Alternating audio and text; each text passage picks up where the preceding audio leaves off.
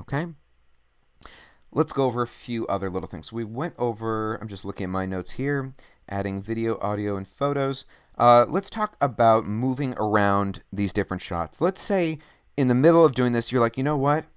That shot of that light and those pairs, those need to be reversed. Moving shots is really, really simple. All you have to do is press and hold on any clip and just drag with your finger where you want it to go. And you can see here that the playhead will actually kind of stick to where it thinks that you want it to go. I'm going to actually undo that, which actually brings me to undo, something that's always a good thing to go over. If you screw something up, there's two different ways to undo, and I always like to mention this. So if you need to go back multiple steps in time, there is a little icon you'll notice here on the right-hand side of my iPad. It looks like an arrow kind of whoosh, doing a U-turn. That is undo. Every single time you hit it, it's going to go back a step. And likewise, let's see, let's put that back in. Didn't mean to take that out. Depending on if you've undone and now you want to redo, it's also a redo button. But at this point, I always like to bring up the other way that you can always undo. Let's say you're just composing an email and you accidentally select all the text and delete it. Not everyone is aware of this. If you actually shake your iPad, like left and right, back and forth, like you're shaking a cooking concoction of some sort, cocktail we'll say, it'll say undo. So if I tap on this clip and hit delete, now I've got to pick up my iPad and shake it back and forth, you get a little thing that says undo. And it comes right back. Okay, so we've got our audio. I've showed you how to undo. Next thing I want to go over, has to do with photos. I want to show you how to, oops, I undid the photos. So let's bring those back. Okay, and that. All right. So I want to show you how to control the camera movements here. So when you want to deal with this with a photo, and by the way, yes, you can actually do sort of the same thing with a video. I'll show you that in a little bit. Just tap on the clip, and you'll notice that here in the preview window, it says pinch to position the start. Okay, so what this means is just like you would zoom on an iPad, let's say if you're in Safari, you can pinch and zoom with your fingers and choose where you want your clip to start. And then if you look down here, there's an arrow sort of pointed towards the right. And when you tap that, you're going to pinch and just position the shot for how you want it to end. Now keep in mind, depending on how long your shot is, if you have this big, long, dramatic movement and the photo is only 2 seconds long, it's going to be a little stirring probably because it's going to be a little too fast. So now if I hit play, I just want you to see that it's already rendered the animation here. So here's how it looks right now.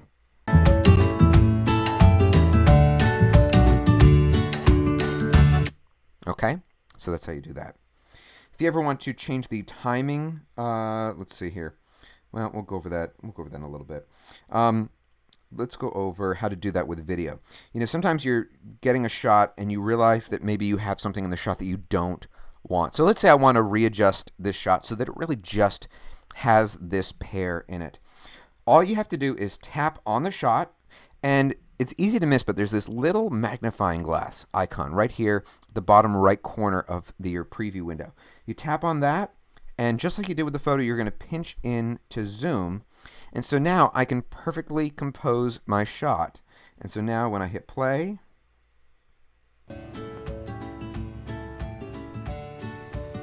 that's it. Very, very simple. Pretty cool, huh? Obviously, if you have a lot of camera movement, it's going to do that for the entire shot. So, you know, just be aware of that.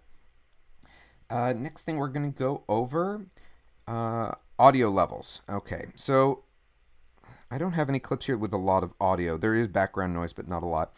I'm going to use this light here as the example. Just try to imagine that there is some sort of audio. When you tap on a video clip, you'll notice that you get a bunch of options here at the bottom of the screen. Usually the default one is these little scissors. That means edit. The one next to it is timing. It looks a little bit like a speedometer.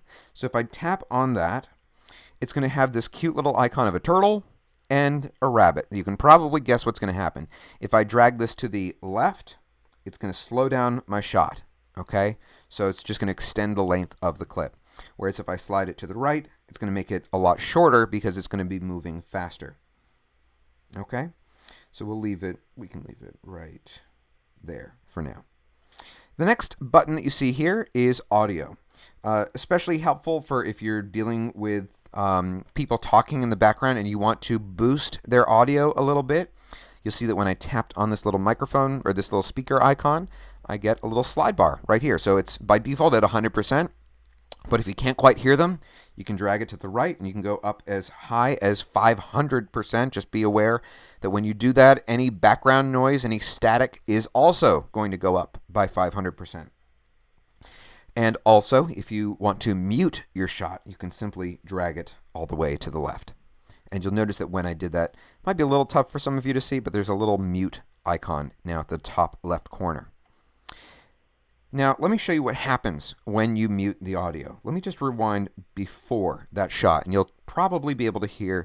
I'll put my speakers up a little bit so that the live people here can tell too. So I'm going to hit play. Watch what happens when it transitions between a shot that has audio, even though there's not a lot of it, to one that is muted.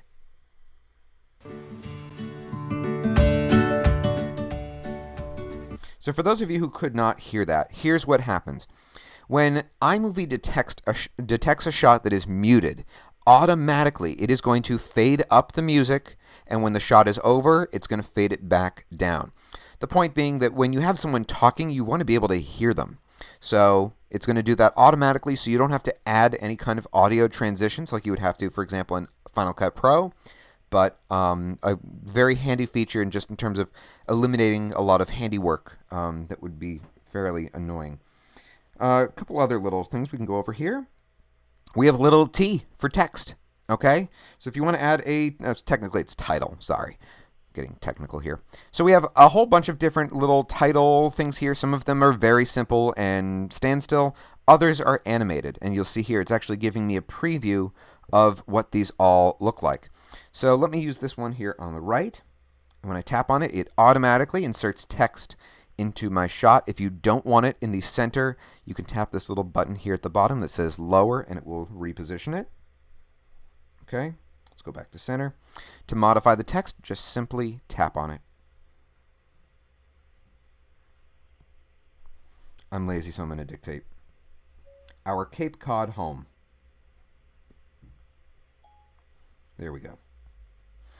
And so now, when I scrub over it, you'll see what happens. Granted, probably not the best title for such a short shot, but if we go back here and let's modify the length so that we can slow it down a little bit. Now you should be able to see.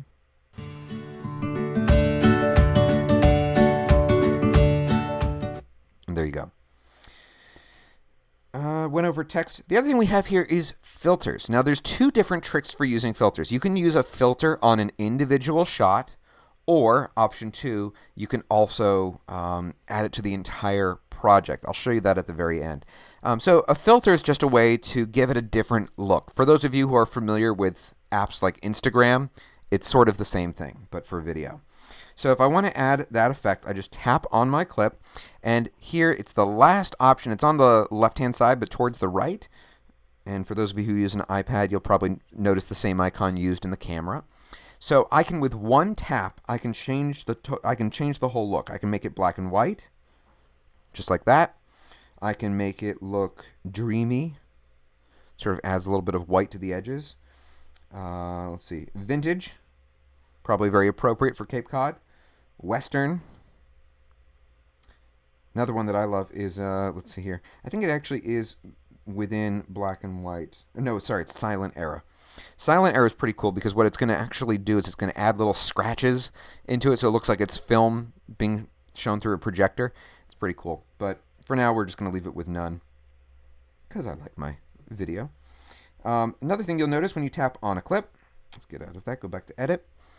And notice, please, I tapped back on the scissors. Anytime you need to delete the clip, you just tap on the shot, go to the little scissors, and you'll see here on the right-hand side we have delete, duplicate, detach, and split. There's actually an easier trick to split, which I'll show you in just a minute.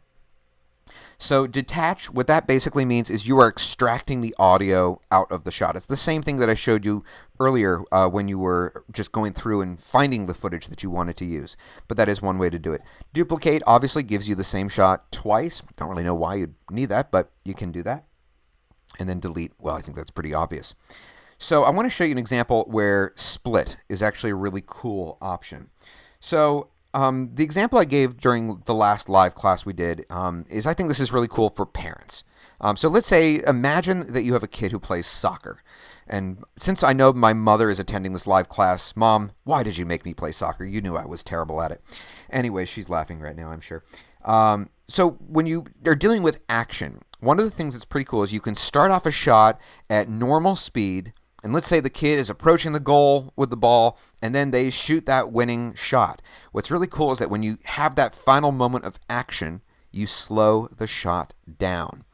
And also what you can do is you can add different effects so that maybe it goes from color to black and white. Pretty cool stuff. I want to show you how to do this. So when you want to create a split, here's the easiest way I found. Tap on the shot so that it's selected, so you can see those yellow bars. And all you need to do, I'm going to use my mouse sort of to show you, is you're going to swipe down with your finger. So let me do that real quick. And you'll see here, it created a splice. So we have two separate clips now.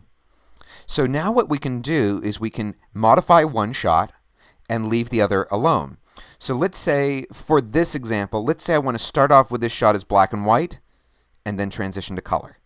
So all we need to do is tap on that first clip, add a filter, okay, and where you see that little minus symbol, okay, that just means it's a splice, okay. We can tap on that, and look at this. These are the different types of transitions that you can have. So I'm going to just simply do a dissolve, which is that little bow tie one. We'll go over the other ones in just a minute. So now, watch what happens to the shot when I do this. Pretty cool, right? So it transitioned from black and white into color. But if you were a parent and you were using the example I was going over, what you might do is have this shot be in normal motion, and then when the kid gets the goal, you tap on this clip, go to speed, and slow it down. Just an idea I wanted to at least throw out there for you. Also, I don't believe I mentioned this earlier. If you want to create a freeze frame ever, just have to place the playhead where you want. You do have to be here on the speed option, and you'll notice that freeze is down here at the bottom right corner. One of the questions we received last time we did this class live was from someone saying, what if you want to undo the fact that this is now two separate clips? What I want to mention is that both of these clips contain all of the original data of the shot. So let's say I do a ton of other edits, and I come back to this point, and I think, you know what? It's really not quite working for me. You don't have to undo everything that you just did in order to get your original shot back. Because these contain all of the original data, all you would need to do, tap on either clip, it doesn't really matter in this case. Make sure you're on the edit button down here at the bottom left, and hit delete. So now if I want to extend that shot back to how it was originally, I just tap on the shot. And remember, we have those yellow bars. So now with my finger, I can just drag it out. And so all of that original data now comes back into one shot.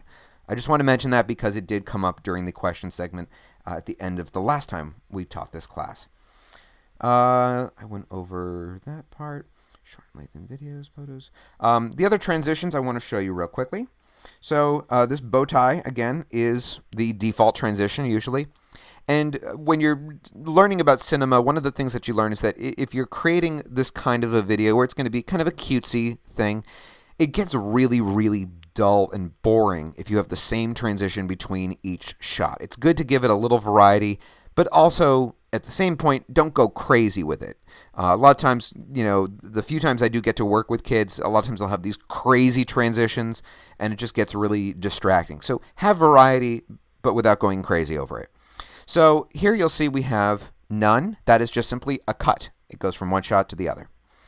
Theme, this is where that first thing that we did is going to come into play. If you have a theme selected, the transitions that go with that theme are going to now be brought into the shot. So let's see how it looks now.